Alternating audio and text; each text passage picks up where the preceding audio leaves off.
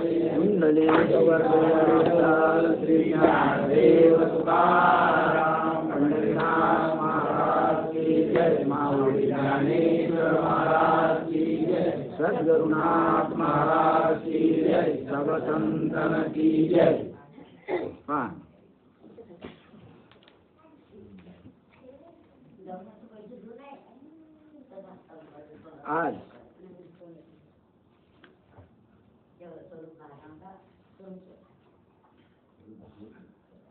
आज आता काहीच नाही.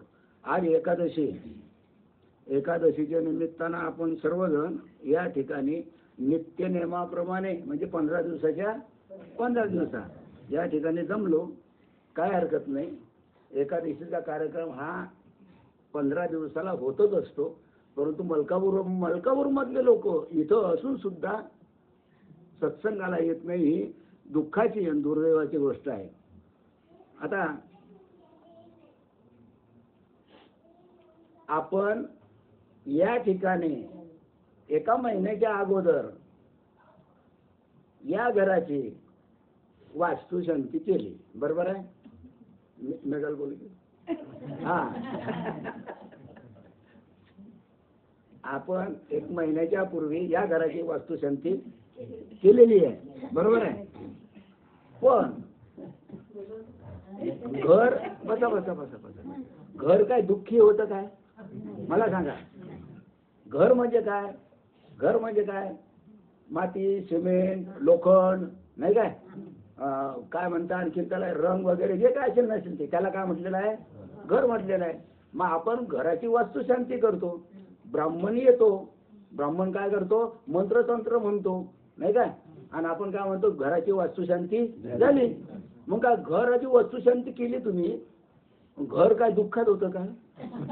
घराला कधी दुःख झालं काय? नाही. मग नेमकं वास्तुशांती कशा करता करायची? बरोबर आहे. ही जी पोकळी आहे, या 4 भिंतीच्या आत जी पोकळी आहे, त्या पोकळीमध्ये ते तत्व, जे तत्व आहे ते तत्वानिशी आम्ही सुखानं नांदावं याच्या करता ही वास्तुशांती आहे. पण ब्राह्मण बोलाही माहित नाही काय आहे वास्तु. येतो तंत्र मंत्र म्हणतो, झाली वास्तुशांती. 4 भिंतीला वास्तुशांती म्हणत नाही. तिच्यामध्ये ते काही घर दुःख देत नाही. काही घराला काही दुःख होत नाही. ते दुःख कोणाला होते? घराला राहणाऱ्याला. मग ते दुःख होऊ नये, ते तत्व, त्या तत्वाचा स्वीकार व्हावा, त्या तत्वाची आपल्याला आठवण व्हावी, त्याच्या करता वस्तुशांती आहे. बरोबर आहे. हा तर वास्तुशांती झालेली आहे. परंतु तरी सुद्धा फार महत्वाची गोष्ट या ठिकाणी आज सत्संग होऊन राहिलेला आहे नाही काय. सत्संग फार महत्वाचा आहे. वास्तुशांती होतेच आहे. प्रत्येकाच्या घराची वास्तुशांती होते. परंतु नेमकं वास्तुशांती कशाला म्हणतात हे जगाला माहीत नसल्यामुळे चालू आहे. पिचेशाही येठ वडील जय जय करीती आणि तया नाव धर्म ठेवीती आणि तेच अनुष्ठिती सामान्य सकळ. म्हणजे मागचे जसे करतात तसेच आताही करून राहिले. पण कशा करता काय करता काय हेच माहीत नाही. पिचेशाही आगे गटाई असं सुरू आहे. ठीक आहे, काय हरकत नाही. पण आज हे जी पोकळी आहे, या घरामध्ये जी पोकळी आहे, ही जी हे ठिकाणी जे तत्व आहे, हे तत्व आणि आमचं तत्व एक आहे.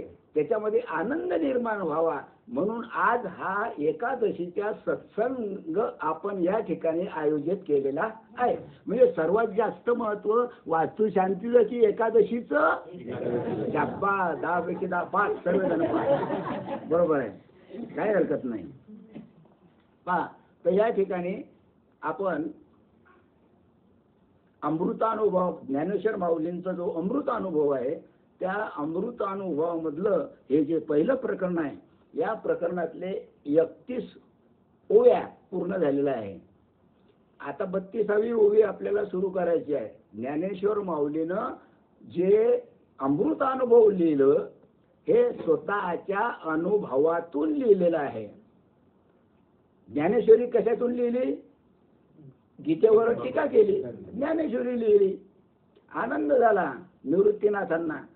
पण का रे दादा, निवृत्तीनाथ आपल्या ज्ञानेश्वरा तू असं कर, तुला जो अनुभव आला तो अनुभव तू विचारले. म्हणून स्पेशल 10 प्रकरणाचं जे अमृत अनुभव आहे, हे अमृत अनुभव स्वतःच्या अनुभवातून लिहिलं. पण दुर्दैवाची गोष्ट की अमृत अनुभव कशाला म्हणतात हे कीर्तनकार घेत नाही, कारण त्यांनाच माहित नाही काय आहे. तर फक्त घ्यायचं म्हणजे घ्यायचं. अमृत अनुभव आहे एवढंच फक्त त्यांना माहित आहे. का? कारण ते त्या अनुभवातून गेलेले नाही. आमचे ज्ञानेश्वर माऊलीच्या अनुभवातून गेले आणि अनुभवातून गेले म्हणून हे अमृत अनुभव माऊलीनं लिहून ठेवलं. तर या ठिकाणी 32व्या श्लोकामध्ये पहिल्या प्रकरणामध्ये सांगतात किंवा अंगाची आटनिया कांतू उवाया आणेला जिया स्वसंकोची प्रिया रुडविली जेने. 32वा श्लोक म्हणजे स्वतःच्या अंगाची आटणी करून पहा, जी माया आहे ही माया अनंत आहे. आपले काय म्हणतात त्याला सर्व व्यापक आहे. म्हणजे सर्व ठिकाणी ती माया, माया नाही असं ठिकाण नाही. म्हणजे सर्व व्यापक अशी जी माया आहे आणि या मायेनं काय केलं आहे की स्वतःच्या अंगाची आटणी केली. आटणी केली म्हणजे संकोच केला. संकोच केला म्हणजे लहान झाली. कोण? माया. स्वतःच्या अंगाची आटणी करून स्वतः परिणामाला प्राप्त झाली. स्वतःच्या अंगाची आटणी केली, स्वतःचा संकोच केला आपला मायेनं आणि काय झालं? परिणामाला प्राप्त झाली. म्हणजे व्यवहाराला प्राप्त झाली. जोपर्यंत आटणी होत नाही मायेची तोपर्यंत परिणामाला प्राप्त होत नाही. म्हणजे त्या ठिकाणी व्यवहार घडत नाही. आता मायेनं आपल्या ठिकाणी काय केलेली आहे? सर्वांच्या ठिकाणी आटणी केली. आटणी केली. वास्तविकता ते माया कशी आहे? व्यापक आहे का नाही? सर्व व्यापक आहे नाही, पण आटणी केली म्हणून हा देह आहे का नाही? हा, ज्या प्रकृतीने आपल्या नवऱ्याला, मग या प्रकृतीचा नवरा कोण? पुरुष. मग या प्रकृतीने आपल्या नवऱ्याला म्हणजे पुरुषाला मोठे प्रसन्न केले, स्वतःची आटणी केली आणि नवऱ्याला प्रसन्न करून टाकलं. मग आता नवऱ्याला प्रसन्न का केलं हा महत्वाचा प्रश्न आहे.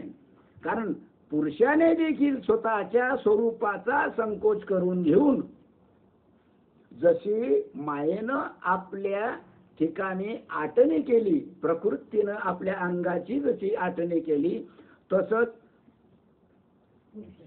पुरुषानं सुद्धा स्वतःच्या स्वरूपाचा संकोच केला. स्वतःच्या स्वरूपाचा वास्तवात ते जे तत्व आहे नाही काय, ते जे ब्रह्मतत्व आहे, आत्मतत्व आहे नाही का, हे या ब्रह्मांडात ओतप्रोत भरलेलं आहे.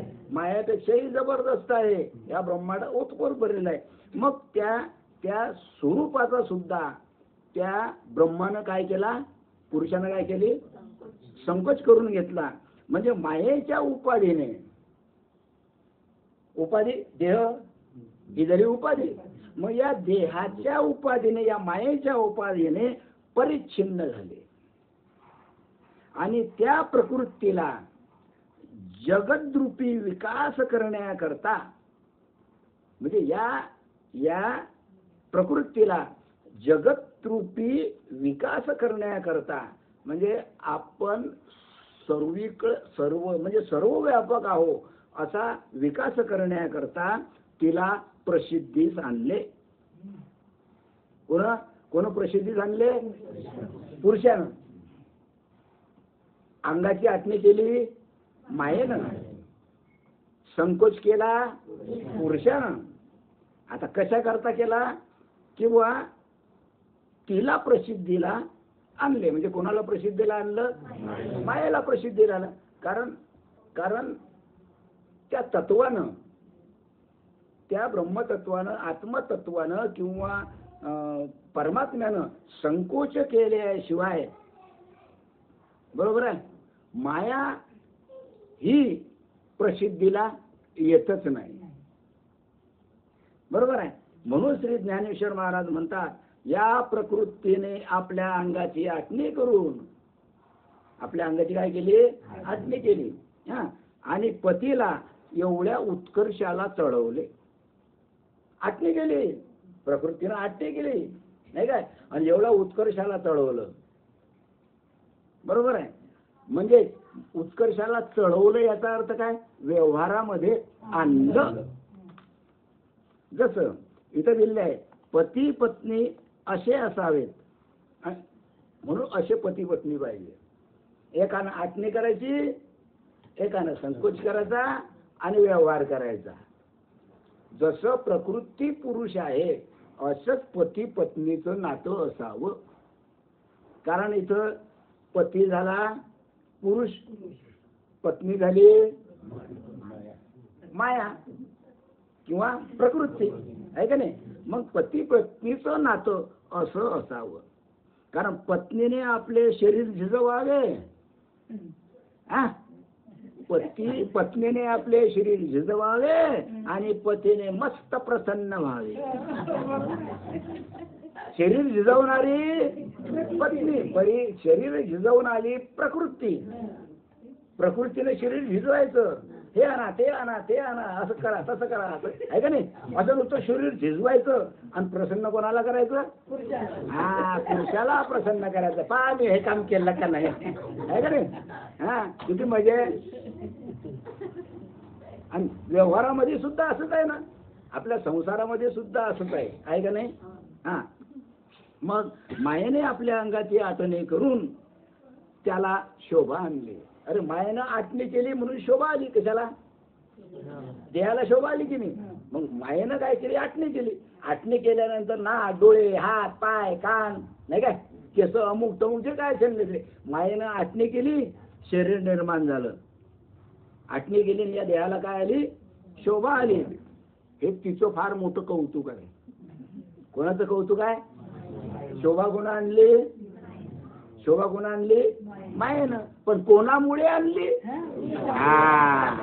पुरुषामुळे आणली. पुरुष नसता तर मायेला किंमत नसती.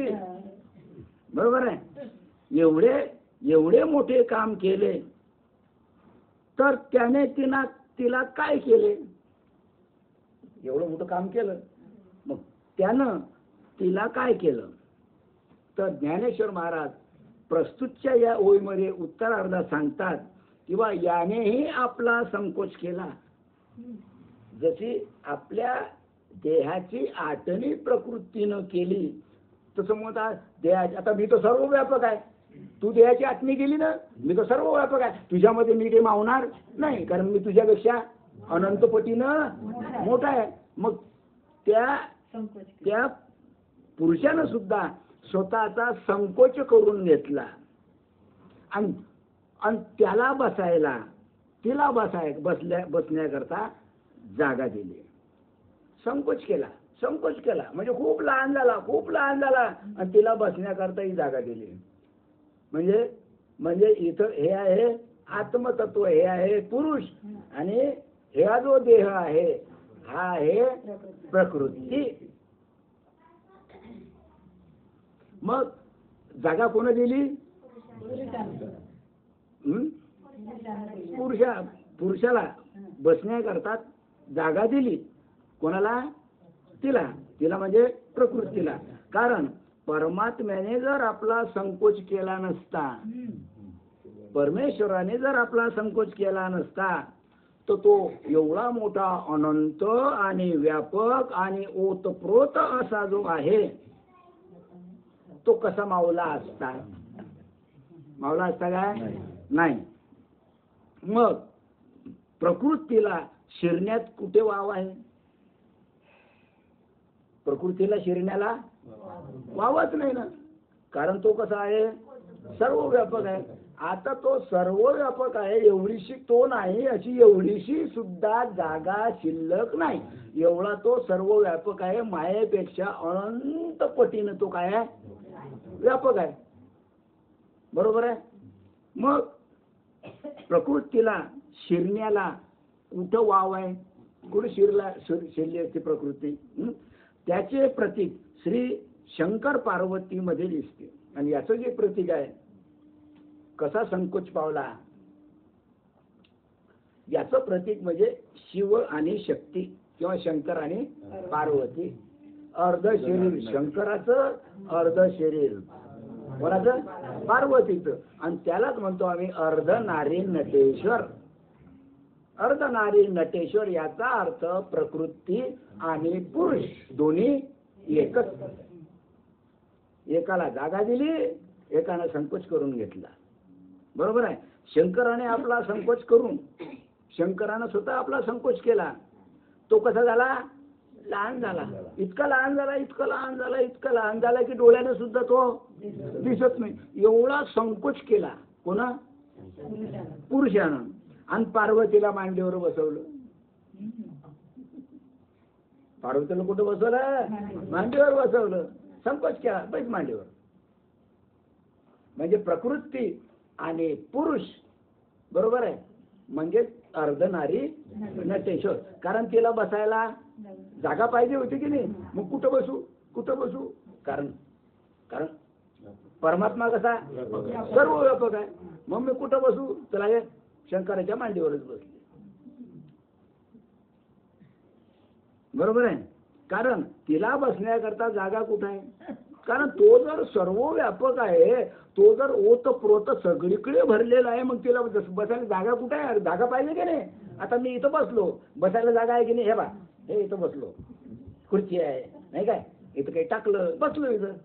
मग तिला तो जर सर्व व्यापक आहे तर तिला बसायला जागा पाहिजे. म्हणून ज्ञानेश्वर महाराज म्हणतात, देवो देवी न माये, मा देवी के अन्वयो आहे. याचा अर्थ असा की देवळामध्ये देवच मावेना, असं ते देऊळ आहे की त्या देवळात देवच मावत नाही. समजलं? या देवळामध्ये देवच मावत नाही. तर देवी म्हणाले मी कुठं बसू? देवळात जर देवी देवळात जर तो मावत नाही, देवळामध्ये जर देव मावत नाही, तर देवी म्हणाले मग कुठं बसू? मग बैस मांडीवर. बसली मांडीवर. म्हणजे अर्धनारी नटेश्वर, म्हणजे प्रकृती आणि पुरुष. अर्थात तिला जागा नसल्यामुळे जगताची संगती लावण्याकरता तिला बसायला जागा नाही.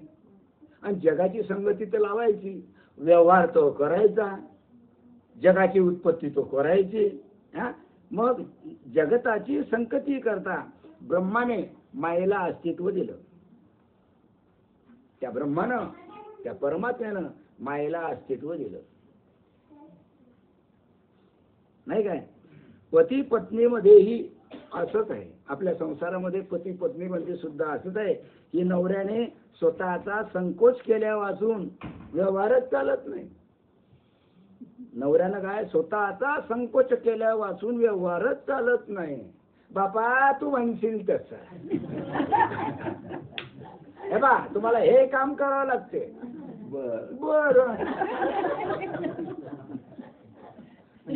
म्हणजे याला संकोचच करावा लागतो, नाही तर मेळ बसत नाही. म्हणजे बायकोला घ्यावंच लागते की नाही, असं म्हणावंच लागते की नाही. म्हणून पती पत्नीमध्ये सुद्धा नवऱ्याने स्वतःचा संकोच केल्याशिवाय व्यवहार चालत नाही. आता संकोच केल्याशिवाय व्यवहार चालणार नाही. आणि व्यवहाराकरता ती पाहिजे.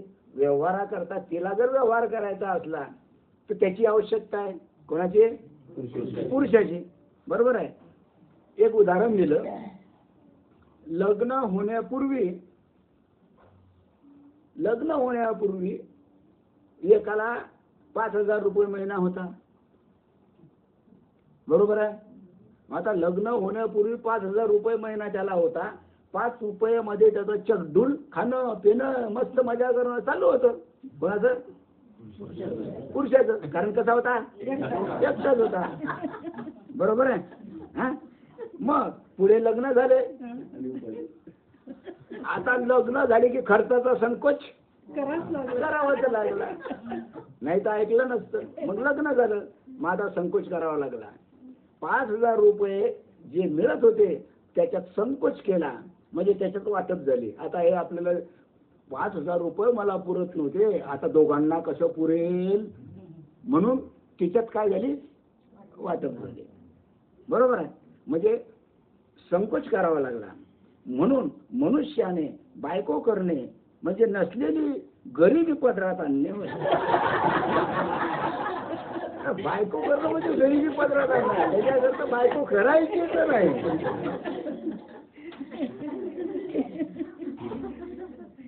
बरोबर आहे.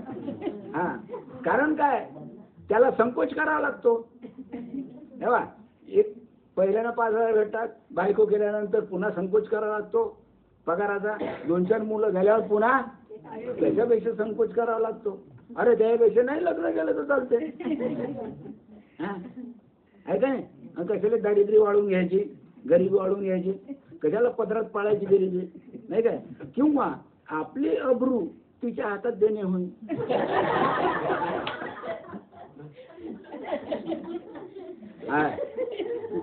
आपली अब्रूची हातात देणं आहे. बा तुम्हाला हे करावंच लागते, तुम्हाला असं करावंच लागते, नाही तर तुम्ही पहा पहा म्हटलं की गेलं कामा. तुम्ही हा थरथर थरथर कामाला लागतो. हा, काही केलं तरी आता आपल्याला हे काम करावं लागते. कारण म्हणणं कोणाचं, बायकोचं, आहे का नाही. हा, नाही तर आपली अब्रू जाईन बाप्पा. त्याच्यापेक्षा तू जसं म्हणशील तसं. म्हणून मनुष्याने बायको करणे म्हणजे नसलेली गरिबी घरात आणणे आहे. हे चांगले लक्षात ठेवा. बरोबर राहील लक्षात, राहील का लक्षात. हा, लक्षात आहे ना. अर्थात प्रकृतीने जगत दाखविले. आता जगत कोण दाखवलं, प्रकृतीनं.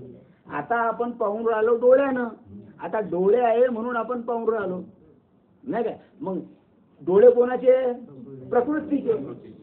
म्हणजे प्रकृतीनं काय केलं, आपल्याला जगत दाखवलं.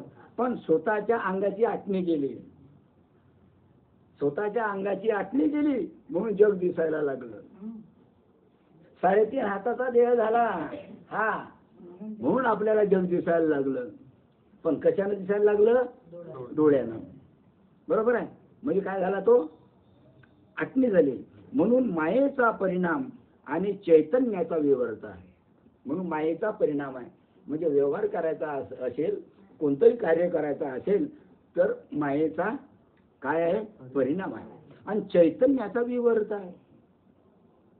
विवर्त म्हणजे नाहीच, काहीच नाही.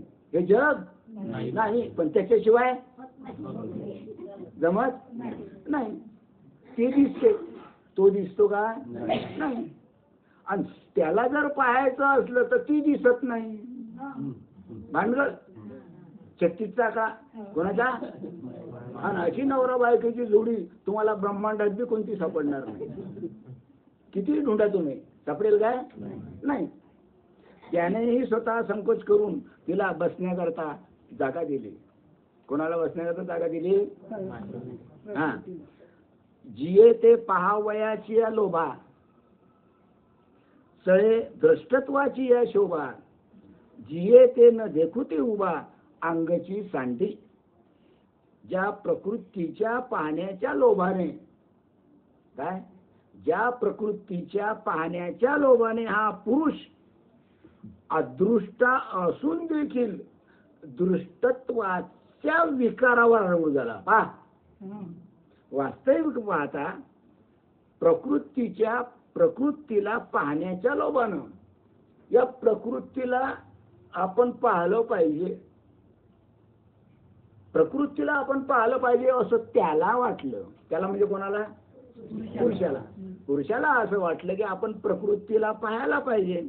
वास्तविक पाहता पुरुष हा कसा आहे, अदृष्ट आहे. अदृष्ट आहे म्हणजे तो दिसणारा नाही, अदृष्ट आहे, दिसत नाही. आत्मा दिसतो काय, पुरुष दिसेल काय, नाही. ब्रह्म दिसते काय, नाही दिसत, कारण तो कसा आहे, अदृष्ट आहे. बरोबर आहे. मग ज्या प्रकृतीला पाहण्याच्या लोभाने, मग या प्रकृतीला पाहण्याच्या लोभानं काय केलं, दृश्यत्वाच्या विकारावर त्याला आरूढ व्हावं लागलं. दृश्यत्वाचा विकार म्हणजे डोळे,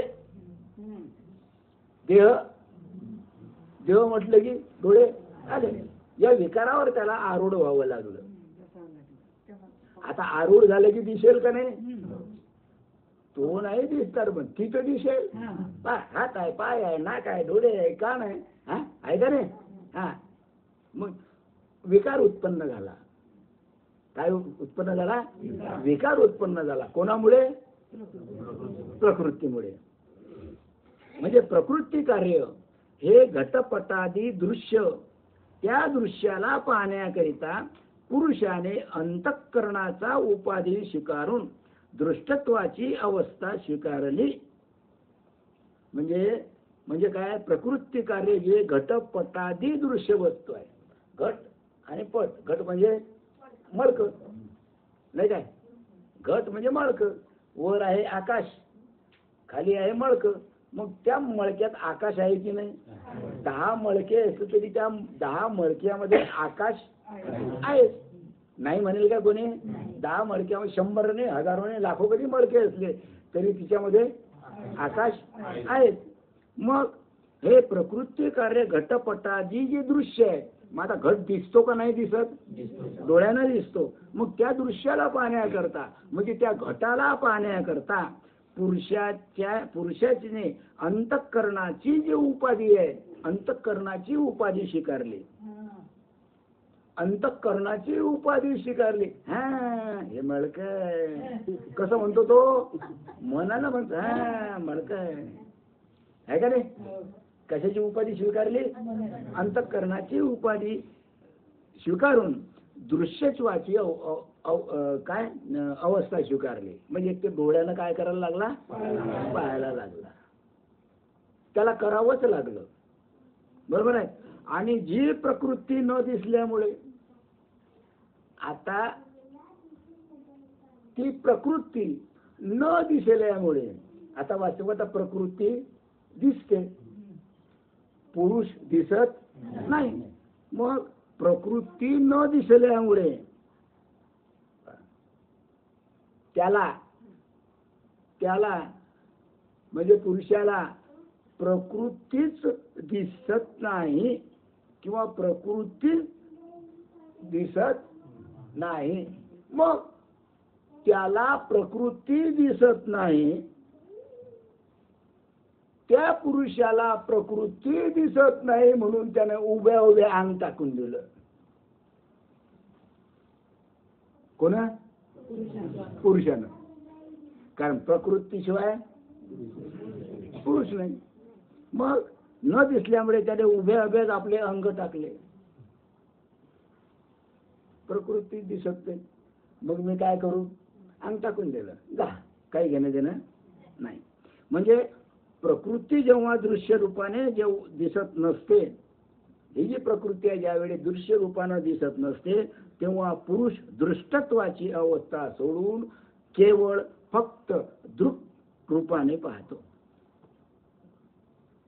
म्हणजे कशाने पाहतो तो? म्हणजे डोळ्यानं पाहतो. म्हणून ज्ञानेश्वर महाराज म्हणतात, तिला पाहण्याकरता हा द्रष्टा. तिला जर पाहायचं असेल, प्रकृतीला जर पाहायचं असेल तर हा द्रष्टा. द्रष्टा म्हणजे आत्मा.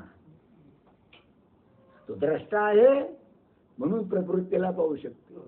द्रष्टा आहे हा. काय? आतमध्ये द्रष्टा आहे म्हणून तो द्रष्टा काय करतोय? प्रकृतीला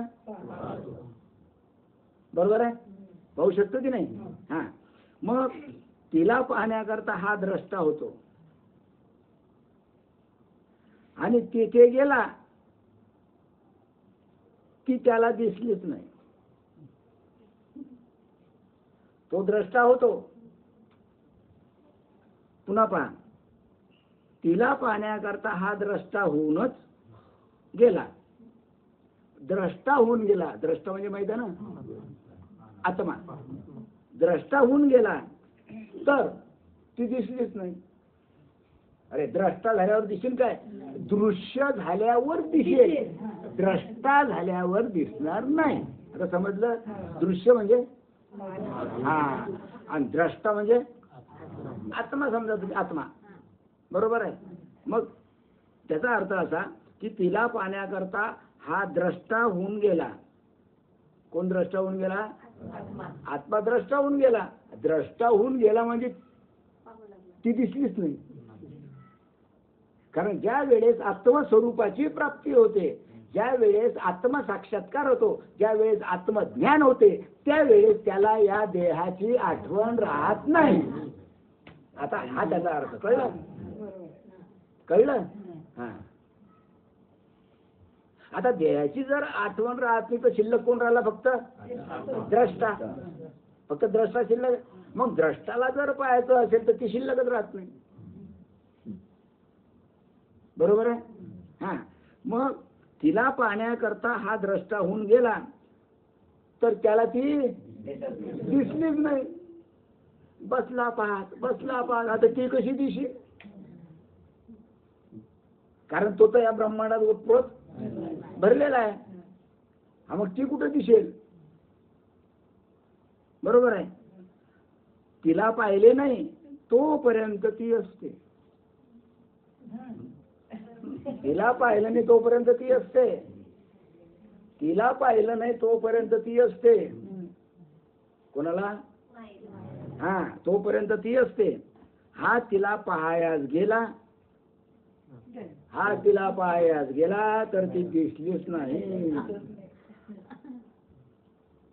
आता याला अमृत अनुभव म्हणतात. अनुभवाचा का बिना अनुभवाचा?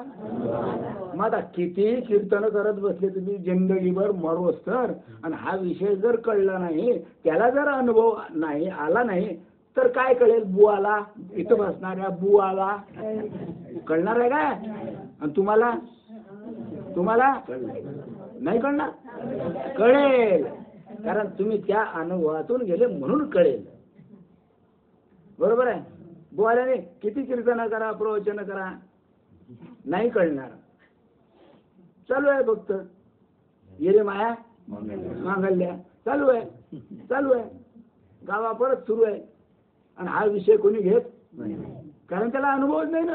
कोणत्या बुवाला नाही, महाराजाला नाही, साधूला. अहो, जर अनुभवच नाही तर तो काय सांगणार आहे? अमृत अनुभव. अमृत अनुभव हा विषय कसा आहे? अनुभवाचा विषय आहे.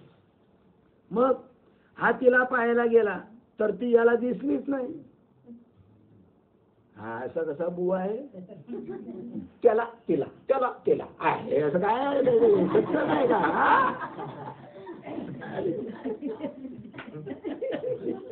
म्हणेल की बुवा, म्हणतील की लोक. आता बंद्या मलकापुरात जर असा हा सत्संग घेतला तर तिथं 10 लोकही राहणार नाही. 10,000 लोकातले 10 लोकही राहणार नाही. काय आलो या बुवाना? तो ती नवरा बायको असा कुठे सत्संग असले काय?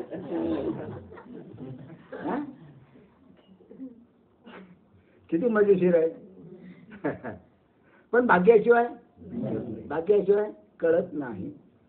अनंत जन्माच्या पुण्याईनं, सद्गुरूच्या कृपेनं काय आपल्याला तो विषय कळतो नामामुळे. बरोबर आहे? मग हे पाहून काय पुन्हा वाचून दाखवतो. हा, पहा,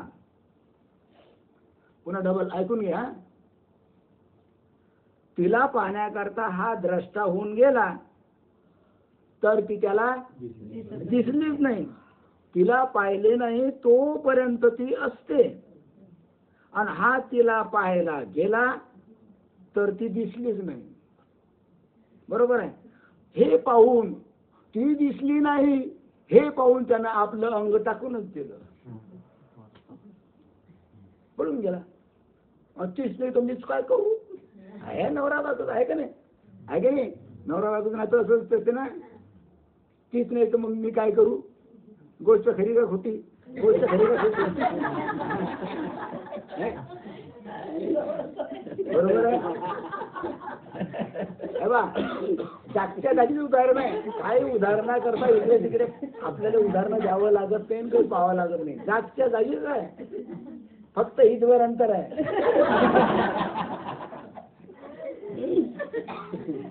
बरोबर आहे? हा, बाहेर नाही कोणी. हा हा, मग ती त्याला दिसलीच नाही. हे पाहून त्याने आपले अंगच टाकून दिले. त्याला वाटलं आता काही खरं नाही, आणि मी एकटा काय करू? अरे या ब्रह्मांडामध्ये मी काय करू? मी तर ओतप्रोत भरलेला आहे. मी नाही अशी एवढीशी सुद्धा जागा नाही. मग मी काय करू? काहीच नाही. काय करूच काय? त्याला काही सुचेना. कोणाला? पुरुषाला. पण मेला नाही बरं काय, अंग टाकून दिलं त्यानं, अंग टाकून दिलं. ती दिसली नाही ना म्हणून दिलं अंग टाकून, पण मेला नाही. मेला काय? नाही, मेला नाही. यात रहस्य आहे. तिच्यात काय आहे? रहस्य आहे. जसे उदाहरण सांगतो, जसे एखाद्याने आपल्या पत्नीचे जर काही वाईट ऐकले, काय, एखाद्याने आपल्या पत्नीचे जर काही वाईट ऐकले तर तिचा नवरा अंगच टाकून देतो. पत्नीचं काही वाईट ऐकलं, नवरा अंगच टाकून देतो. काही खरं नाही रे बापा, काही खरं नाही. जागीच बसून डोक्याला हात लावतो. बरोबर आहे. म्हणजे अंग टाकून देतो याचा अर्थ काय की तो अतिशय दुःखी होतो, पण मरत नाही. कळलं? दुःखी होतो तो, अंग टाकून देतो तो, म्हणजे मरत नाही तो दुःखी होते. बरोबर आहे, पण मरत मात्र नाही. तसे हा तिला पाहण्याकरता गेला, हा तिला पाहण्याकरता गेला. म्हणजे कोण? पुरुष. तिला म्हणजे कोणाला? तिला. हा तिला पाहण्याकरता गेला तर ती न दिसल्यामुळे त्याने आपले अंगच टाकून दिले. मेला काय? दुःख झालं. कोणाला? दुःख झालं. मी काय करू? एकटाच नाही काय. म्हणजे ती तर राहिलीच नाही, ती राहिलीच नाही, पण तिच्या सापेक्ष याला जो द्रष्टा म्हणणेपणा आला तो सुद्धा शिल्लक राहिला नाही. आता तिचं नाहीच, प्रकृतीचं नाही. पाहायला गेला ती दिसली नाही, नाही का, कारण तो या ब्रह्मांडात ओतप्रोत भरलेला आहे. मग याला जो द्रष्टा म्हणणेपणा आहे, हा द्रष्टा म्हणणेपणा सुद्धा शिल्लक राहिला नाही. मग त्याला आत्मा कोण म्हणेल? त्याला परमात्मा कोण म्हणेल? अरे आपण परमात्मा का म्हणतो? प्रकृती आहे म्हणून पुरुष म्हणतो. आता द्रष्टा जर एकटच असला, या ब्रह्मांडात ओतप्रोत भरलेला जो आत्मतत्व जर एकटच असलं, बरोबर आहे, मग याची काय सोय? बरोबर आहे. मग त्याला कोण म्हणेल द्रष्टा? त्याला कोण म्हणेल आत्मा? त्याला कोण म्हणेल चैतन्य? त्याला कोण म्हणेल ब्रह्म? त्याला कोण म्हणेल परमात्मा? म्हणेल काय? हा? कारण तोही राहत नाही, एकटाच तोही राहत नाही. पण सामान्य रूपानं मात्र तो असतोच, हे मात्र निश्चित. कोण? पुरुष. म्हणून कांतीची या भिडा, कांतीची या भिडा अबला होय जगा एवढा, अंगविला उघडा जिये विन. म्हणजे आपल्या स्त्रीच्या म्हणजे प्रकृतीच्या भिडेनं, कोणाच्या? प्रकृतीच्या भिडेनं. भीड माहिती ना तुम्हाला? याला गड्या पैसे तो, पण भीड काही कामाची नाही. मराठी नाही ना. हा, भीड काही कामाची नाही. मग आपल्या स्त्रीच्या म्हणजे प्रकृतीच्या भिडेने हा पुरुष जगाएवढा होतो. प्रकृती म्हणते म्हणून हा जगाएवढा झाला. प्रकृती म्हणते म्हणून तो विश्वव्यापक झाला, जगाएवढा झाला. म्हणजे जगत रूपाने विवर्त भावाला प्राप्त होतो. जगत रूपानं विवर्त भावाला प्राप्त होतो. जगत रूपानं तो तर दिसत नाही, पण विवर्त भावानं ज्याला विषय कळला तो विवर्त भावानं काय होतो? तो प्राप्त होतो. विवर्त म्हणजे काय? जग नाही ते, कारण ते सिद्ध करता येत नाही. म्हणून म्हणून जगत रूपाने विवर्त भावाला प्राप्त होतो. आणि प्रकृतीची उपाधी जेव्हा नसते, ज्या वेळेस ही प्रकृती नसते तेव्हा हा बिचारा उघडा होतो. प्रकृतीच नाही, प्रकृतीच नाही, महा उघडा एकटाच का 17 जण का लाखानं कोट्यावधी, एकटाच. तो परमात्मा, तो आत्मा एकटाच असतो. जेव्हा प्रकृतीची उपाधी नसते तेव्हा तो उघडा असतो. म्हणजे उघडा असतो याचा अर्थ काय, तो निर्गुण निराकार असतो. कसा असतो तो, निर्गुण निराकार. मग तुझं सगुण म्हणू की निर्गुण रे, सगुण निर्गुण, तुझं सगुण म्हणू की, मग सगुण केव्हा, जेव्हा प्रकृतीचा संबंध येईल तेव्हा सगुण. जेव्हा प्रकृतीचा संबंध आहे ना, प्रकृती राहणारच नाही तेव्हा. पण प्रकृतीशिवाय निर्गुण कळणार, सगुणाशिवाय निर्गुण कळणार. सगुण हे भजता निर्गुण पावले आहे ना हरिपाठात. हा, असा यायचा खेळ आहे प्रकृती आणि पुरुषाचा. म्हणजे तो उघडा होतो याचा अर्थ काय, तो निर्गुण निराकार नाही काय स्वरूपात असतो. मग म्हणून ज्ञानेश्वर महाराज म्हणतात, हे तो कोण म्हणतात, ज्ञानेश्वर महाराज म्हणतात. ज्ञानेश्वर माऊलीवर भरोसा आहे, अख्ख्या जगाचा नाही, सर्वांचा, सर्व धर्मीयांचा भरोसा ज्ञानेश्वर माऊलीवर आहे. हे ज्ञानेश्वर माऊलीचे शब्द आहे, एखाद्या सामान्य माणसाची नाही. बरोबर आहे. स्वतः भगवंताच्या मुखातून हे शब्द, कारण ज्ञानेश्वर माऊलीच नच अवतार घेतला. बरोबर आहे. म्हणून ज्ञानेश्वर माऊलीचे हे शब्द आहे. म्हणून इथं म्हटलेलं आहे, ज्ञानेश्वर महाराज म्हणतात प्रकृतीच्या वेळेमुळे परमात्मा जगा एवढा झाला. नळली ना भीड नळली ना, आणि भीड होती म्हणून मला जगा एवढं होणं पडलं. या प्रकृतीच्या बिळेमुळे, हे प्रकृती आहे, या प्रकृतीच्या बिळेमुळे मला जगा एवढं होणं पडलं. इच्छा मला होणंच पडलं ना, कारण भीड आली ना बायकोची, त्याच्यामुळे मला एवढं व्हावंच लागलं. मोठं व्हावंच लागलं की नाही. कोणाच्या भिडेमुळे, प्रकृतीच्या भिडेमुळे.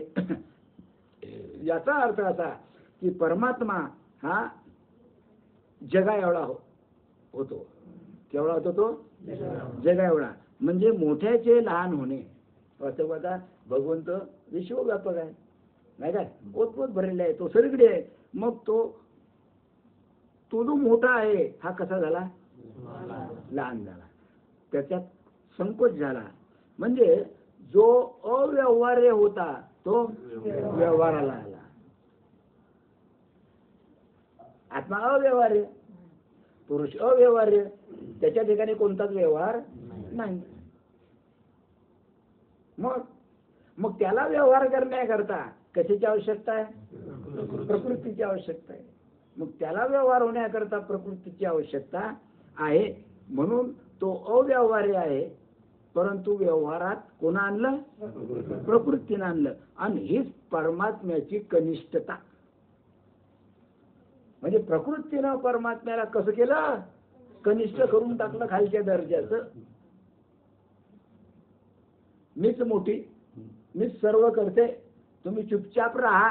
बरोबर आहे, बरोबर आहे. असंच आहे का नाही, कळून राहिलं ना. किती मजा आहे परमार्थात. आता हे अर्थात ज्याला कळलं त्यालाच बरं. हा, कारण शब्द भारी आहे, माऊलीचे शब्द आहे. ते माझ्यासारखे एखाद्या उपट सोंब्यासारखे शब्द नाही, आहे का नाही. हा, निगन भादर करू, आहे का नाही. पण शब्द कोणाचे आहे, माऊलीचे शब्द आहेत. मग जी अव्यवहार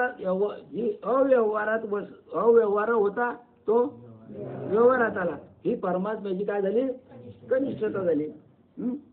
हे लक्षात ठेवायचं. कारण जगत परिच्छिन्न आहे. जगत परिच्छिन्न आहे म्हणजे जगतामध्ये काय आहे, म्हणजे परिच्छिन्न म्हणजे त्याचे भेद आहे, एक अनेकत्व आहे. जग हे अनेकत्व आहे. आता पहा इथंच पहा, हे घर आहे, या घरामध्ये परिच्छिन्न किती आहे का, सर्व मिळून योकच आहे. एकमेकाला चिटके आहे का, आहे काय, आहे ना, अलग अलग. मग जगामध्ये जेवढं मोठं जग आहे, स्वर्ग म्हणा, मृत्यू म्हणा, पाताळ म्हणा, काय जे काय असेल नसेल ते कसं आहे, जगत कसं आहे, परिच्छिन्न आहे. शबल ब्रह्म सापेक्षक व्यापक आहे. हे जे आत्मस्वरूप आहे हे कसं आहे, व्यापक आहे. आणि शुद्ध ब्रह्म जे आहे हे निरपेक्ष आहे. त्या शुद्ध ब्रह्माच्या ठिकाणी कोणत्याच प्रकारची अपेक्षा नाही, ते निरपेक्ष आहे. काय, शुद्ध ब्रह्माच्या ठिकाणी कोणतीच अपेक्षा नाही, ते निरपेक्ष आहे. तसं निरपेक्ष तर आत्मस्वरूपी आहे, आत्माही निरपेक्षच आहे. बरोबर आहे, बरोबर आहे. पण देह धारण केल्यामुळे ते सापेक्ष व्यापक झाला. तो माझ्याकडून राहील ना. एक आहे जे जगताचा व्यवहार, दुसरा आहे आत्मा, आणि तिसरा आहे परमात्मा. असं काय समजा, आपल्याला भाषा समजण्याकरता आपण तीन गोष्ट मानू. एक आहे जगत परिच्छिन्न, दुसरं ब्रह्म शबल ब्रह्म सापेक्षित व्यापक, आणि शुद्ध ब्रह्म हे निरपेक्ष व्यापक आहे. असा निरपेक्ष व्यापक परमात्म्याचा जगा एवढा होणे आहे तो अपरिच्छिन्न आहे, तो अपरिच्छिन्न. पण तो झाला जगा एवढा, म्हणजे त्याला परिच्छिन्न व्हावंच लागलं. कळून राहिलं. हा, म्हणजे निरपेक्ष व्यापक परमात्मा जगावेळा होणे म्हणजे परिच्छिन्न होणे. अरे परिच्छिन्न काय, कोणाचं कसं, कोणी कसं, कोणी कसं, कोणी कसं, परिच्छिन्न आहे. हा, तो जगावेळा झाला, जगावेळा झाला म्हणजे अपरिच्छिन्न होता, तो परिच्छिन्न झाला. मायेमुळे त्याला तसं व्हावंच लागले. परंतु प्रकृतीच्या भिडेने जगावेळा होणं पडलं. प्रकृतीनं भीड केली, प्रकृतीनं लोणी लावलं. आपल्या येड्या भाषेत, हा, नाही ना असं नका करू, नाही ना असं नका करू, बरं बरं तू म्हणशील तसं, मग मी जगावेळा होतो. कोणाच्या भिडेनं, प्रकृतीच्या भिडेनं हा जगावेळा झाला. आणि प्रकृतीची भीड नसती तर, प्रकृती जर नसती तर तो सर्व व्यापक होता, द्रष्टा होता. पण मग त्याला कोणी विचारलंच नसतं, कारण तो आहे किंवा नाही असं म्हणणं म्हणणारा कोणीच नसता. बरोबर आहे. हा, आणि तो जर नसेल आणि काय, हा, निरपेक्ष व्यापक परमात्मा, पुन्हा पाहा एकदा, निरपेक्ष व्यापक परमात्मा जगावेळा झाला म्हणजे तो कसा झाला, परिच्छिन्न झाला. बरोबर आहे. परंतु प्रकृतीच्या भिडेने त्याला जगा एवढं व्हावं लागलं. आणि ती जर नसेल तर हा उघड आहे. ती जर नसली, अरे प्रकृती जर नाही तर हा कसा आहे, उघड आहे. उघड आहे म्हणजे कसा आहे, निर्गुण आहे, निराकार आहे, अव्यक्त आहे, तो दिसत नाही. म्हणजे तो अनावृत्त आहे. कोणत्याच प्रकारे कोणत्याच परिणामाला तो प्राप्त नाही, कोणत्याच कशानंच तो आवृत्त होत नाही, म्हणजे अनावृत्त आहे. आता कळून राहिलं. अर्थात तिच्यामुळे हा झाकला गेला. अरे हिच्यामुळे हा झाकला गेला. ती म्हणजे कोण? प्रकृती. या प्रकृतीमुळे हा झाकला. सर्व जग ढूंढून राहिलं, सारे ढूंढून राहिले, पण तिच्यामुळे तो दिसत नाही. कारण पुढे पुढे कोण करते? तीच करते. आणि हा राहतो, ए तुम्ही थांबा, ए तुम्ही थांबा, ए तुम्ही थांबा, मी जाते पुढे, मी पाहते सोय काय आहे ते. काय कठीण आहे, कठीण रे बाबा. मग तो कसा झाला? मग तो झाकल्या गेला की नाही? हा, तिच्यामुळे झाकला, तिच्यामुळे तो झाकला गेला. म्हणजे याची अब्रू तिच्यामुळे, याची जी अब्रू आहे हे कोणामुळे आहे? याची जी अब्रू आहे हे कोणामुळे? तिच्यामुळे.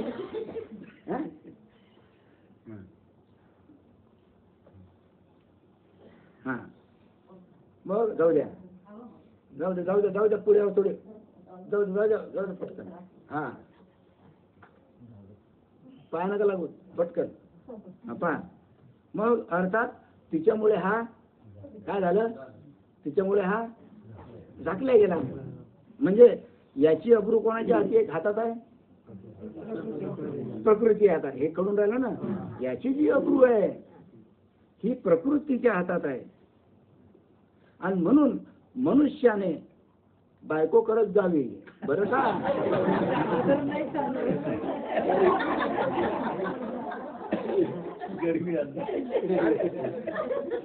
जिंदगी मेरी पत्नी मेरी. तुम्हाला जसं वाटलं तसं.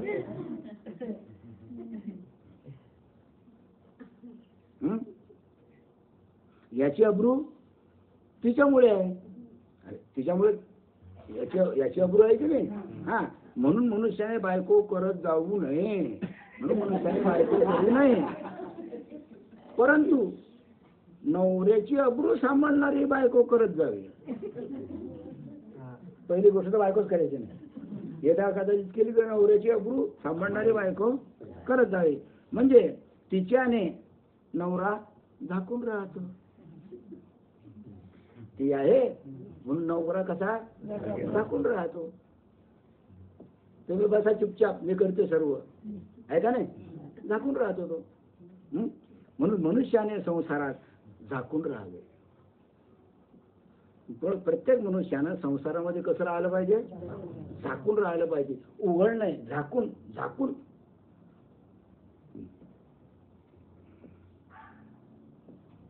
आम्ही झाकूनच राहत नाही. मनुष्यानं कसं राहायला पाहिजे?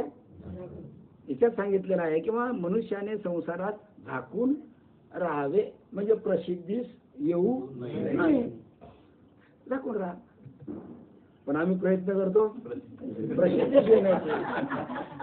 मी प्रसिद्धीला आलो पाहिजे, मी मोठा साधू आहे, मी महान आहे, का रे?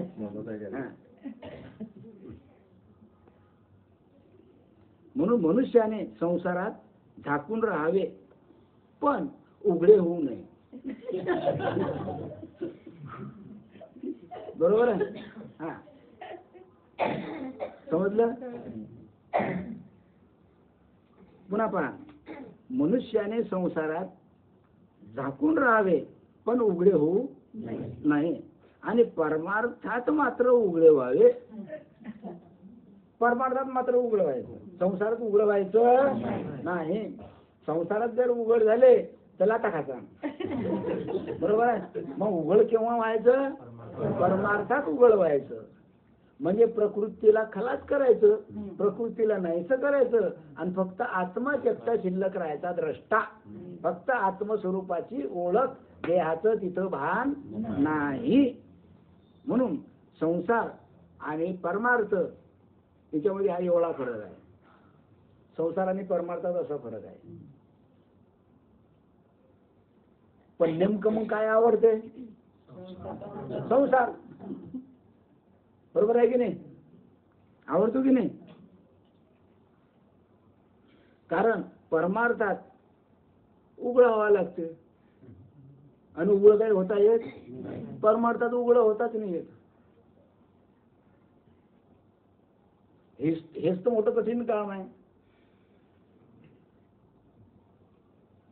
परमार्थात उघड होता येत नाही. मग तुम्ही कीर्तन करा, प्रवचन करा, पारायण करा, सत्य करा, दान धर्म करा, तीर्थ काहीही करा, परमार्थात उघड होता येत नाही. आणि जो उघडा झाला परमार्थात त्या जीवाचं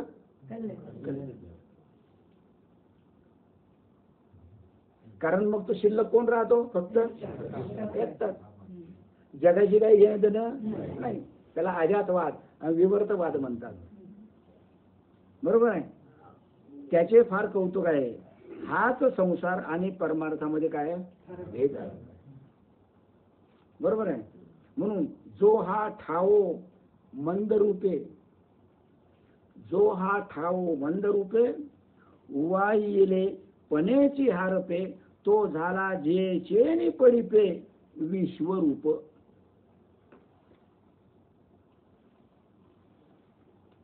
हा जो पुरुष आहे हा मुळातच मंद आहे.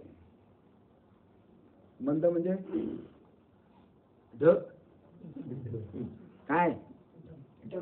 कसा आहे? डब्बू. पहिले होते, पहिले जुने जुने असे जाळ होते. अरे काय रे डबू पैसा, आम्ही डबू पैसा म्हणून लहानपणी. कारण काय? हा जो पुरुष आहे हा मुळातच कसा आहे? मंद आहे. बरोबर आहे. मंद आहे याचा अर्थ काय? डब्बू आहे. काहीच करत नाही, काही घेत नाही, देत नाही, खात नाही, पित नाही, बोलत नाही, पाप देत नाही, पुण्य देत नाही, काही नाही. बिलकुल निष्क्रिय आहे. बिलकुल निष्क्रिय आहे. काहीच करत नाही. म्हणून त्याला डब्बू म्हटलेलं आहे. म्हणून त्याला मंद म्हटलेलं आहे. कोणाला? पुरुषाला. आणि तो आपल्या स्वरूपभूत आनंदाच्या स्वमहिमेत असतो. बरोबर आहे. स्वतःच्या महिमेमध्ये तो स्वरूपभूत असतो. आपला जो स्वरूपभूत आनंद आहे त्या आनंदाच्या महिमेमध्ये तो राहतो. आपल्या आनंदाच्या महिमेत तो राहतो. त्याला जगाशी काही घेणं देणं नाही. तो आपल्या महिमेत राहतो. कोणी काही करा, जगाशी त्याच्याशी काही संबंध नाही. म्हणून तो आपल्या महिमे आनंदाच्या महिमेत राहतो. तेव्हा जीवाच्या दृष्टीने तो हरपल्यासारखा होतो. जीवाच्या दृष्टीने तो, कारण जीवाच्या दृष्टीने तो हरपल्यासारखाच आहे. म्हणजे जीवाला तो दिसत नाही, जीवाला त्याचा अनुभव येत नाही. म्हणून जीवाच्या दृष्टीने तो हरपल्यासारखा आहे. जीवामुळे तो हरपल्या जातो. मग जीवाच्या दृष्टीने तो हरपल्यासारखा आहे. मग किती हरपल्यासारखे आहे? जाऊ द्या, बाकीचं जग जाऊ द्या. आपला मालकाप्रत किती हरपल्यासारखे आहे? बाबा बंदे हरपल्यासारखे. फक्त काही सोडले तर, तुमच्या आपल्यासारखे काही सोडले तर बाकी सगळे हरपल्यासारखे. कारण तो अनुभव नाही. तेव्हा जीवाच्या दृष्टीने तो हरपल्यासारखा होतो. म्हणजे अज्ञात रूपात असतो. आत्मस्वरूपाची त्याला ओळख नसते म्हणून तो अज्ञात रूपात असतो. वास्तवात नसते का तो असतो. पण अज्ञानामुळे त्याचं स्वरूप उघड होत नाही. त्या स्वरूपाचा तो आनंद उपभोगू शकत नाही. म्हणतो तो म्हणजे तो स्वस्वरूप असतो. पण प्रकृतीच्या प्रेमाकरता इलाज नाही. प्रकृतीच्या प्रेमाकरता हे काय आहे?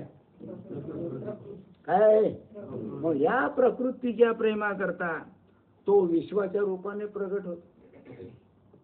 काही जरूरत नाही. पण या प्रकृतीच्या प्रेमाकरता त्याचं प्रेम कोणावर जास्त? प्रकृतीवर. म्हणून तो विश्वरूपानं नटतो, विश्वरूपानं प्रगट होतो.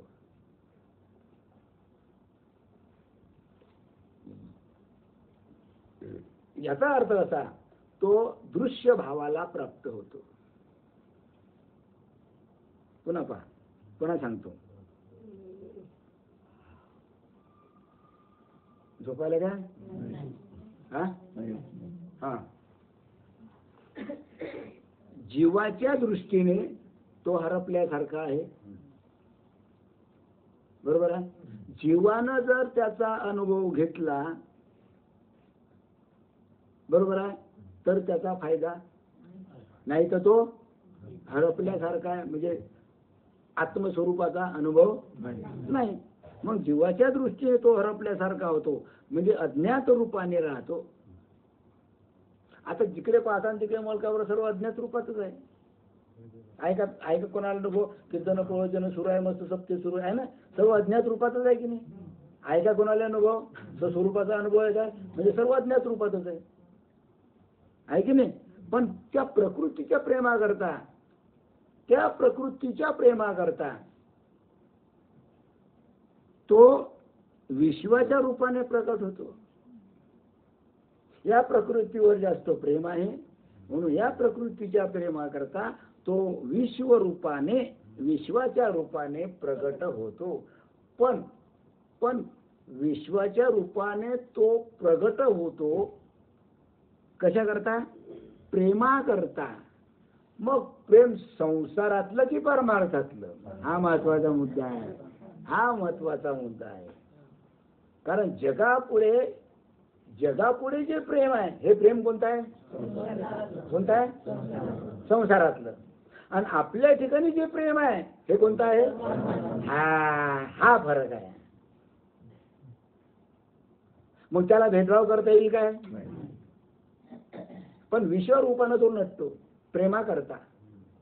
मग कोणी संसाराच्या प्रेमा करता, कोणी परमार्थाच्या प्रेमा करता नटतो. तो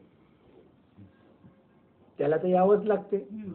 जो जीव म्हटला तो त्याला यावंच लागते, आणि तो येणारच. मग तो संसार असो का परमार्थ असो. परमार्था करता आला तर फायदा, आणि संसारा करता आला तर गचके खात खात खात खात खात तो गचकेच खात बसतो. जन्मन मरण, खा प्या मजा करा मरा, खा प्या मजा करा मरा, मरा आणि मराच. काय कठीण आहे बुवा. कठीण आहे. बर, म्हणून ज्ञानेश्वर महाराज म्हणतात, इतका तो सामान्य स्वरूपाचा आहे की कोणासही विषय होत नाही. तो सामान्य स्वरूपाचा आहे, कोणालाच विषय होत नाही. तो कोणालाच विषय होत नाही, कारण तो सामान्य स्वरूपाचा आहे. आणि त्याला कोणीच विषय करू शकत नाही. तो विषयाचा त्याच्या ठिकाणी संबंध नाही. हीच गोष्ट भगवंतांनी स्वतःच्या मुखानं कशामध्ये सांगितलेली आहे? गीतेमध्ये, गीतेच्या 15व्या अध्यायात सांगितलेले आहे. किंवा ज्याला चंद्र, सूर्य, अग्नी प्रकाशित करू शकत नाही. गीतेमध्ये आहे, सूर्याचा प्रकाश जिथं पोहोचत नाही ते माझं ठिकाण. एवढा मोठा सूर्य विश्वाला प्रकाश देतो, पण तो परमात्मा म्हणतो, भगवंत म्हणतो, सूर्याचा प्रकाश माझ्यापर्यंत येत नाही. उलट माझ्याच प्रकाशानं साऱ्या जगाला तो प्रकाश देतो. आता हा जो प्रकाश आहे कोणाचा आहे? तो भगवंताचा प्रकाश आहे. मग काय आहे? सूर्य, चंद्र आणि अग्नी हे प्रकाशित करू शकत नाही, असा त्याचा 15व्या अध्यायामध्ये ज्ञानेश्वरीच्या, की मी सर्वांना प्रकाशित करू शकतो, पण मला कोणी प्रकाशित करू शकत नाही. किंवा दुसरा अर्थ असा आहे की सूर्य, चंद्र आणि अग्नी हे या देवता परमात्म्याला जाणू शकत नाही. म्हणजे सूर्य असो, चंद्र असो किंवा अग्नी देवता असो, यांनी कधीही परमात्म्याला जाणलं नाही, ते जाणू शकत नाही, कारण ह्या तिथपर्यंत पोहोचतच नाही. मग आता सूर्य, चंद्र आणि अग्नी ह्या देवता जर त्या भगवंताला जाणू शकत नाही तर इंद्रियाच्या ठिकाणी जी इंद्रियाची जी अधिष्ठाती आहे, देवता आहे, ती इंद्रिय त्याला कसे जाणू शकतील? भाषा पहा. जर चंद्र सूर्य अग्नी जर मला जाणू शकत नाही, भगवंताला जाणू शकत नाही, तर इंद्रियाची जे अधिष्ठाता आहे ते इंद्रिय त्याला कसे काय जाणू शकते? परमात्म्याला जाणू शकतील नाही. याचा स्पष्टार्थ असा किंवा डोळ्याची देवता सूर्य आहे. हे जे डोळे आहे ना, तुम्ही भोकऱ्या डोळ्यानं माझ्याकडे पाहून राहिले, बरोबर आहे? पाहून राहिले की नाही सर्व? हा, मग हे जे डोळे आहे, या डोळ्याची देवता कोण आहे? सूर्य आहे. म्हणजे या डोळ्याचं अधिष्ठान कोण आहे? सूर्य आहे. आता सूर्य जर मला पाहू शकत नाही ते डोळे मला पाहू शकतील काय? कळलं? कळून राहिलं? हा, अधिष्ठान म्हणजे मेन चंद्र सूर्य आणि अग्नी हे अधिष्ठान. हा, मग डोळ्याची देवता सूर्य आहे. तो जर परमात्म्याला जाणू शकत नाही, म्हणजे डोळा जर परमात्म्याला जाणू शकत नाही, तर सूर्य जर जाणू शकत नाही परमात्म्याला, तर डोळा कसं जाणू शकेल काय? नाही. कारण डोळा हा पंचीकृत आहे. डोळा हा पंचीकृत पंचमहाभूताचा स्थूल रूपवान पदार्थ आहे. डोळा हा कोणाचा आहे? हा, पंचीकृत पंचमहाभूता म्हणजे पृथ्वी, पाणी, अग्नी, वारा आणि आकाश. तर प्रत्येकाचे 5-5 किती झाले? 25. तिच्यामधलं एक डोळा आहे. बरोबर आहे? मग स्थूल रूपवान पदार्थात विषय करतो. कारण जो स्थूल असला त्याला तो विषय करेल. डोळा स्थूल वस्तूला विषय करेल. आता माझा हा डोळा आहे. आता तुम्ही सर्व माझ्या समोर स्थूल आहे, मी तुम्हाला पाहू शकेल. हे भिंत आहे, मी पाहू शकेल. हा पंख आहे, पाहू शकेल. म्हणजे डोळ्याला जो स्थूल आहे तो डोळा काय करेल? या स्थूल वस्तूला विषय होईल. बरोबर आहे? पण डोळा परमात्म्याला विषय होणार नाही. बरोबर आहे?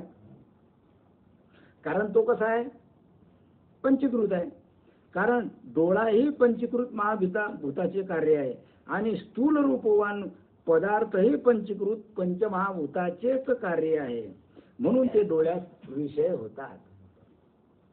बरोबर आहे? परंतु तो परमात्म्यास विषय करू शकत नाही. परमात्म्याला तो डोळा जाणू शकत नाही. स्थूल वस्तूला तो जाणू शकेल, स्थूल वस्तूला तो विषय होईल, परमात्म्याला विषय होणार नाही. हा झाला डोळ्याचा. आता दुसरं मनाची देवता चंद्र आहे. तुमचं जे मन आहे भटकते, उठल्यापासून तर झोपल्यापर्यंत सुरू.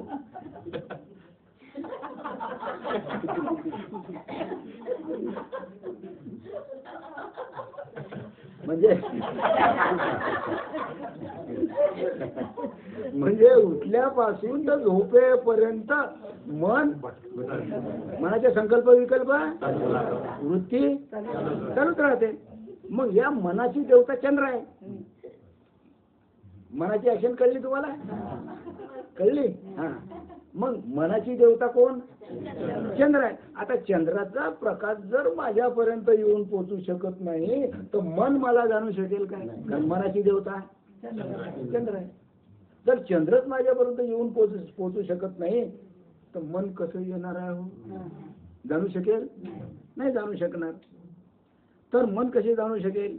मन कारण मन काम क्रोधाधिक पदार्थात भले विषय करतील. काम आहे, क्रोध आहे, लोभ आहे, मोह आहे, जिकडे पाहिजे भेद आहे, याले भले विषय करील. कोण? मन.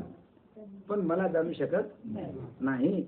कारण ते सुद्धा अपंचीकृत महाभूताचं कार्य आहे. शब्द, स्पर्श, रस, रूप, मन, बुद्धी, चित्त, अहंकार. अंतःकरण, मन, बुद्धी, चित्त, अहंकार अपंचीकृत विषय. बरोबर आहे. या काम क्रोधादिकही अपंचीकृत पंचमहाभूताचे कार्य आहे. अर्थात दोघेही अतिंद्रिय आहेत. दोघे कसे आहे म्हणजे मन हे सुद्धा अतिंद्रियच आहे.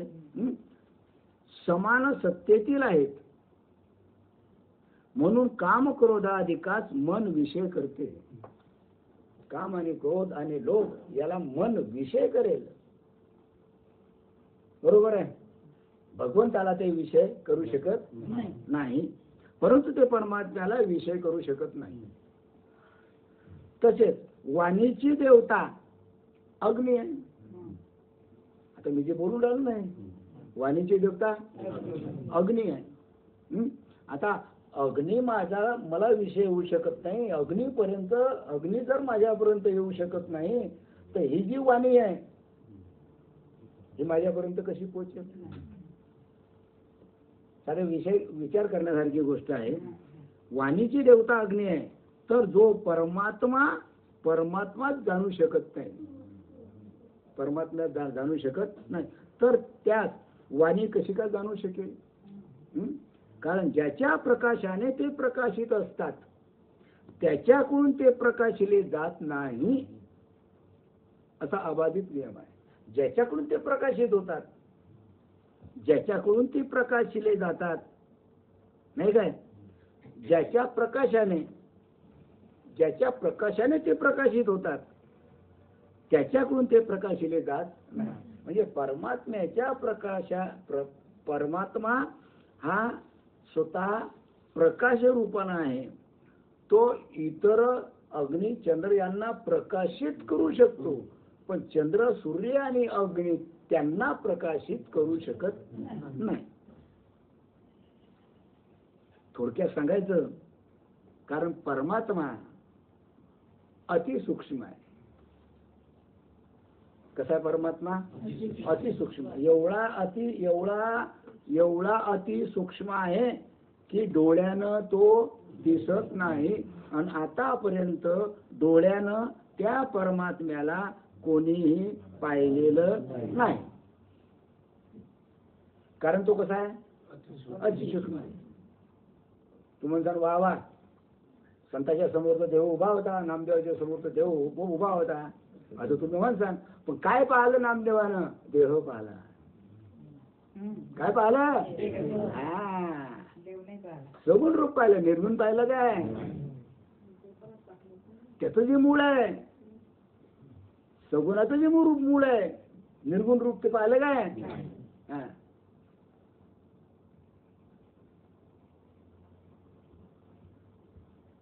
आणि म्हणून म्हटलेलं आहे परमात्मा अतिसूक्ष्म असल्यामुळे. आता ते तुम्हाला मी किती सूक्ष्म आहे हे तर मागे सांगितलं होतं. परमात्मा किती सूक्ष्म आहे.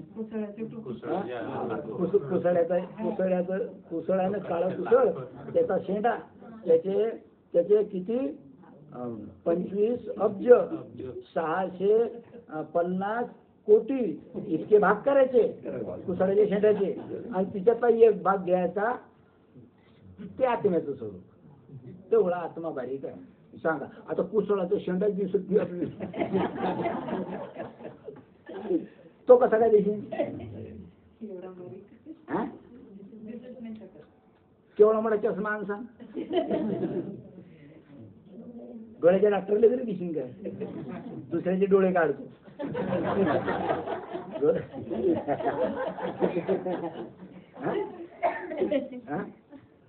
हा मला कोणतं भिंग आणतात?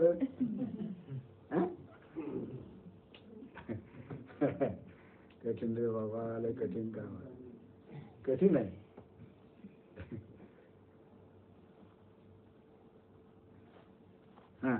पहा, तर परमात्मा अतिसूक्ष्म असल्यामुळे तो कोणालाच विषय होत नाही. विषयाचा संबंधच नाही परमात्म्याच्या ठिकाणी, कोणालाच विषय होत नाही तो. नेहमी कार्यापेक्षा कारण हे सूक्ष्म स्वरूपाचेच असते.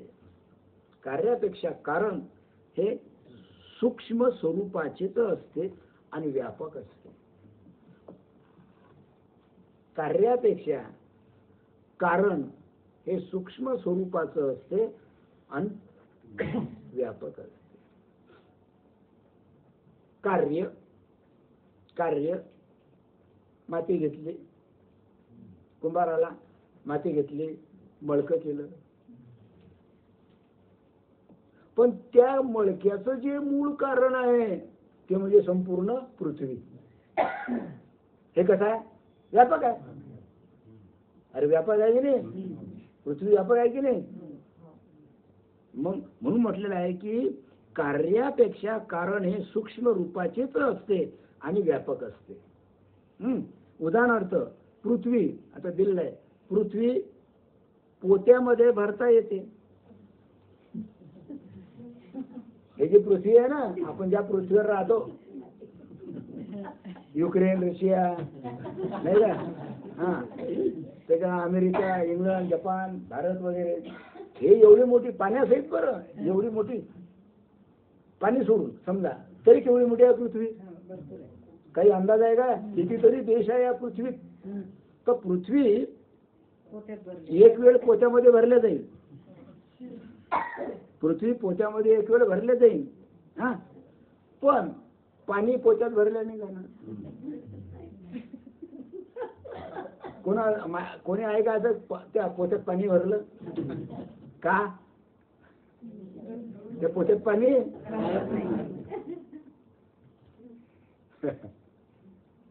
समजलं? एक वेळ पृथ्वी जरी पोत्यात भरल्या जाईल पण पाणी मात्र पोत्यात भरल्या जाणार नाही.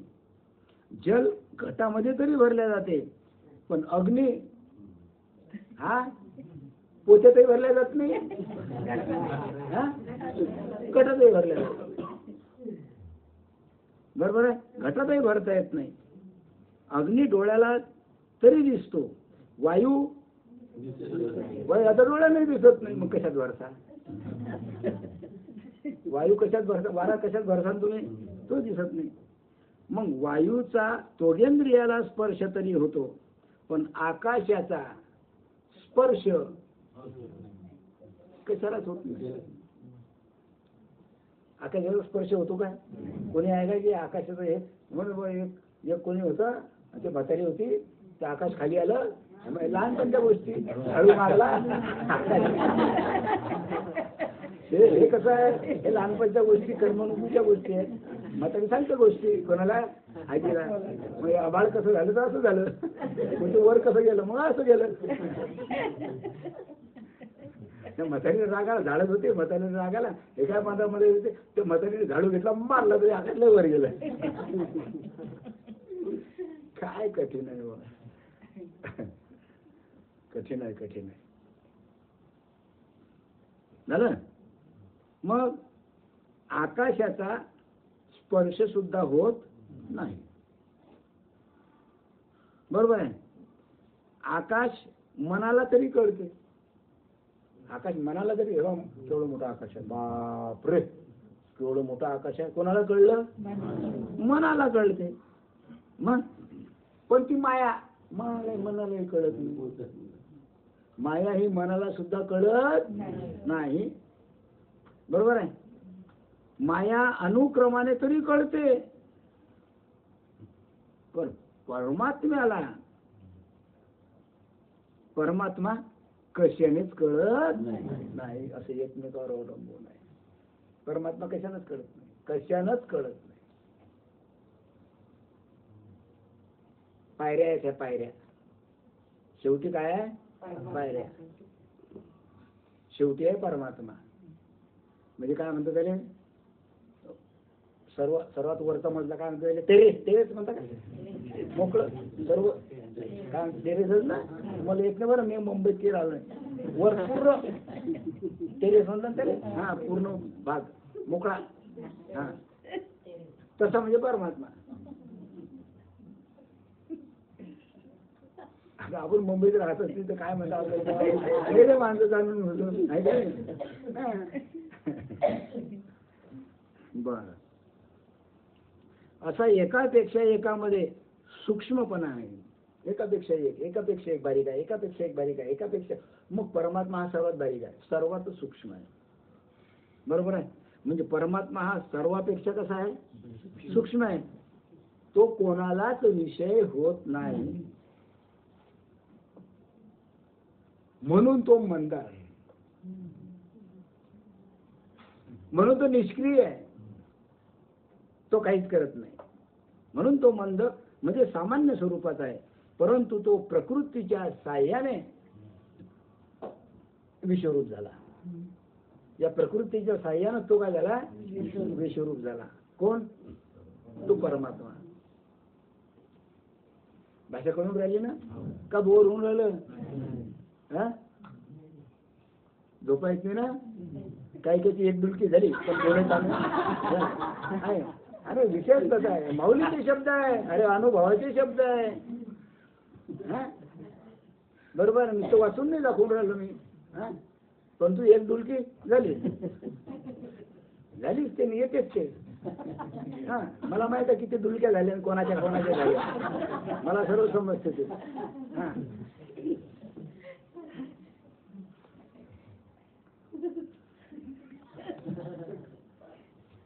पण बळजबरी आम्ही डोळे ताणतो, बळजबरी ताणतो डोळे डुलकी जाण्याकरता. म्हणजे डुलकी तर येते, पण मग डुलकी येऊन डोळे ताणल्या जातात. आहे मात्र तसे डुलके घेणारे आहे.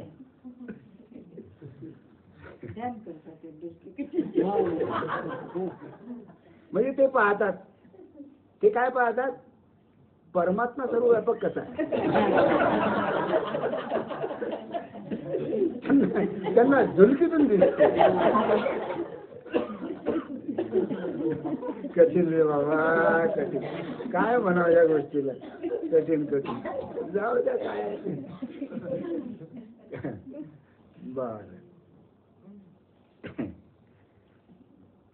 एकटा झालं का भाऊ, किती झाले, वर 22 मिनिटं आले.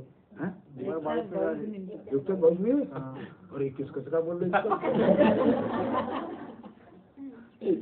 मला गिलकी आलती का, बोल्या बोल्या. मला काय वाटलं की तुम्हाला सांगता सांगता मला डुलकी आली काय. हा, बर. तर आज कोणती एकादशी, भागवत एकादशीच्या निमित्तानं आपण सर्वजण कुठं जमलो, बोला, मेघाताईच्या घरी. कशा करता जमलो, सत्संगा करता, वास्तू शांती करता नाही, सत्संग करता जमलो. कारण काय, कारण त्या वास्तू शांतीचं जे काही या घरामध्ये कोणतापणा होता तो जाण्याकरता आपल्याला काय करावं लागलं, सत्संग घ्यावं लागलं.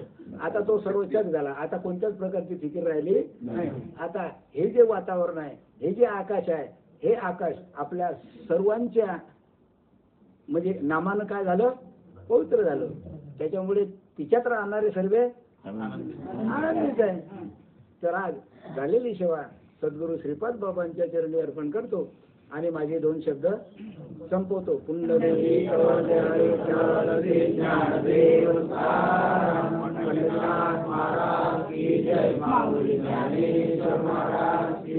सच्चिदानंद सद्गुरू श्रीपाद बाबा की जय, सच्चिदानंद रामदास बाबा की जय, सब संतन की जय.